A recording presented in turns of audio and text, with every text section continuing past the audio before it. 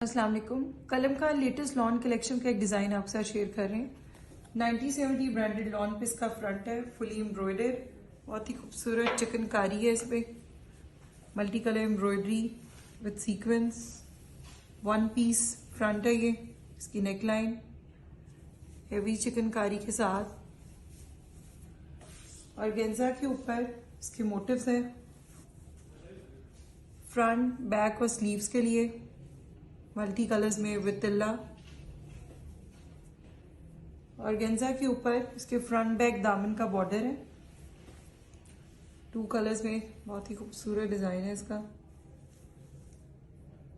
Lawn की plane dyed matching back है और गेंजा के ऊपर इसकी बैक की नेकलाइन है। ये बॉर्डर्स और मोटिव्स भी बैक के लिए।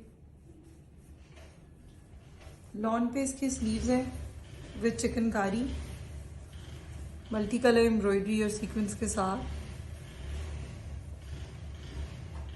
पीमा कॉटन का मैचिंग टाइप ट्राउजर दे रहे हैं और गेंजा के ऊपर कॉन्ट्रास्ट में दुपट्टा है, बहुत ही खूबसूरत प्रिंटिंग के साथ।